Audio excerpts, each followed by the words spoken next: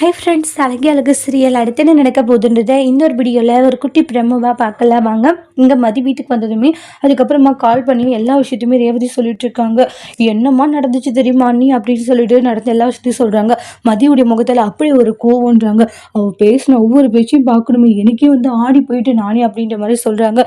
என்ன சொல்லிட்டு இருக்க ரேவதின்றாங்க. ஆமாம், ஆனால் மதியம் நினைக்கும் போது கஷ்டமாக இருக்குது, அவளுக்கு அவ்வளோ கோவம் இருந்திருக்கு, அதனால தான் வந்து அவள் அப்படியெல்லாம் பேசிட்டு போகிறான்றாங்க. தேவையில்லாமல் விலையும் புருஷனுக்கு கூடன்றாங்க.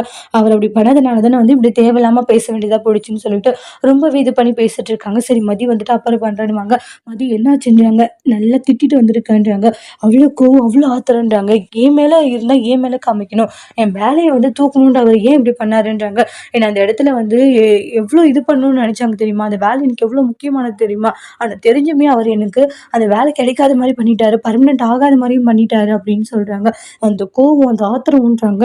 நல்லா பிடிச்சி திட்டிட்டு வந்துட்டேன்றாங்க. மதி கொஞ்சம் பொறுமையா இரு. அக்கா எப்படிக்கா பொறுமையா இருக்க சொல்றீங்க, அவர் பண்ண ஒரு விஷயத்த கூட என்னால தாங்கிக்க முடியலன்றாங்க. அந்த அளவுக்கு எனக்கு கோவம் வருது, நீங்க பொறுமையா வேற பார்த்துட்டு இருக்க சொல்றீங்களான்றாங்க. இனி ஒரு நிமிஷம் கூட என்னால பொறுமையாவே இருக்க முடியாதுக்கான்றாங்க. ச்சே, இனிமேல் அந்த மனுஷன் என் முகத்திலே முழிக்க மாட்டாரு, சரியான ஒரு பாடத்தை கத்துக் கொடுக்காம விட மாட்டேன்றாங்க. எந்த காலேஜ்ல சேர முடியாதுன்னு தான் நினைச்சிட்டு இருக்காரு வேலைக்கு.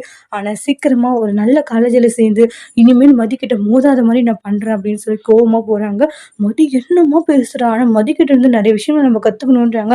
தங்கராஜை எதிர்த்து யாராச்சும் பேச முடியுமா, ஆனா தங்கராஜை எதிர்த்தே பேசிட்டு வந்திருக்காளே அப்படின்ட்டு மதிய நினைச்சு மலர் ரொம்பவே ஷாக் ஆகுறாங்க. மதி ரூம்குள்ள போயிட்டு ரொம்ப ஃபீல் பண்ணிட்டு இருக்காங்க, இவரால தான் இப்படி ஆயிடுச்சுன்ட்டு. இன்னொரு பக்கம் நல்ல ஒரு காலேஜ்ல வேலைக்கு தேடணும் அப்படின்ட்டு ரொம்ப தீவிரமா முடிவெடுத்துட்டு இருக்காங்க மதி. அடுத்தடுத்து என்னெல்லாம் நடக்க போகுதுன்றதை வெயிட் பண்ணி பார்க்கலாம். இந்த வீடியோ உங்களுக்கு பிடிச்சிருந்தா லைக் பண்ணுங்க, கமெண்ட் பண்ணுங்க, ஷேர் பண்ணுங்க.